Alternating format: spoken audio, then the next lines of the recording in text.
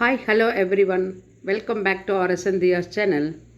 Today we are going to see very easy and interesting sentences for beginners. இந்த மாதிரி sentences daily 15 sentences practice பண்ணினா ஈஸியாக உங்களால் பேச முடியும். கான்ஃபிடெண்ட்டாக நீங்கள் பேசலாம்.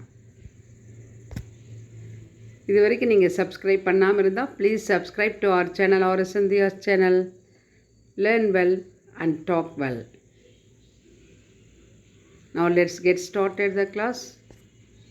First one, நீ குளிர்ந்த காஃபி குடிப்பியா?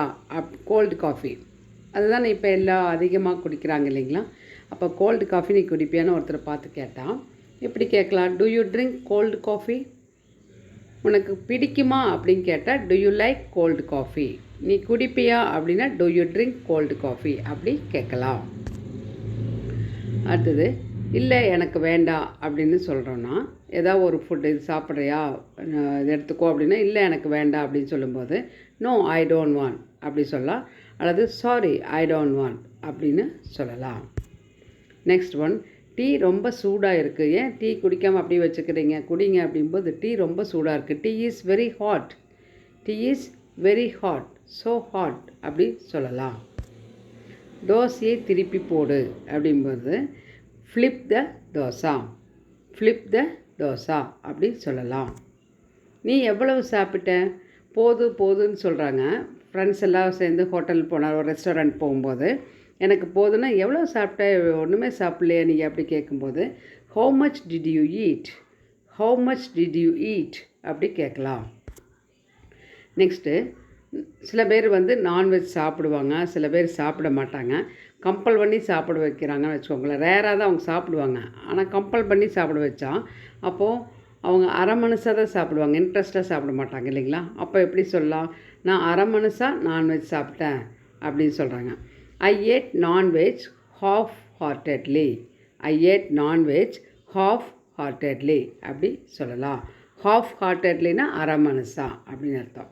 அதே எதாக இருந்தாலும் ஒரு முழு மனசாக ஏற்றுக்கணும் அப்படின்னு சொல்லும்போது ஹோல் ஹார்ட்டட்லி அப்படி சொல்லலாம். சரிங்களா? இந்த மாதிரி சாப்பிடாதே அப்படின்னா don't eat like this, don't eat like this. உனக்கு இட்லி வேண்டாமா அப்படி சொல்லும்போது don't you want idli, don't you want idli.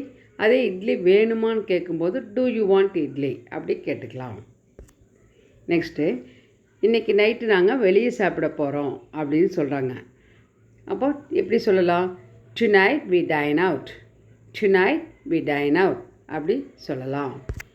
அடுத்தது, இன்றைக்கி பிரேக்ஃபாஸ்ட்டு என்ன சமைச்சிருக்கிற, காலையில் டிஃபன் என்ன சமைச்சிருக்கிற அப்படின்னு அம்மாக்கிட்ட கேட்குறாங்க. அப்படின்னா what breakfast have you cooked, what breakfast have you cooked அப்படி கேட்கலாம்.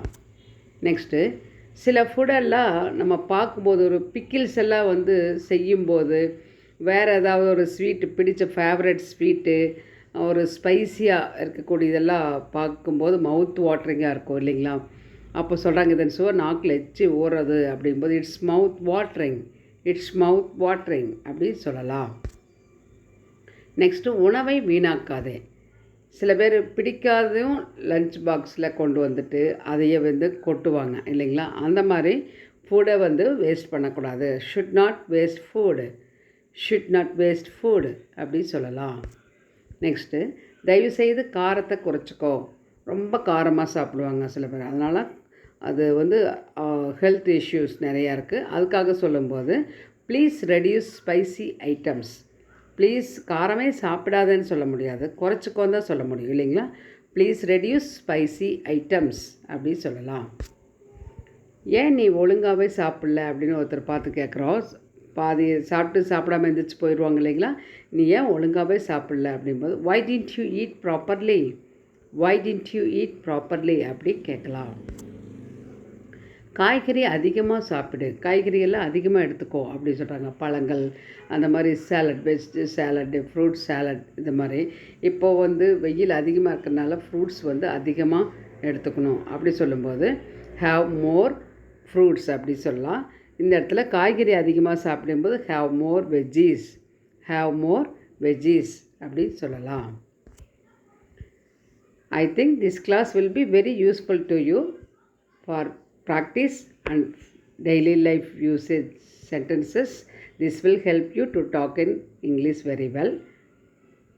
If you like this class means, please give your like and share to your friends. Don't forget to subscribe to our channel or Sandhya's channel. Thanks for watching.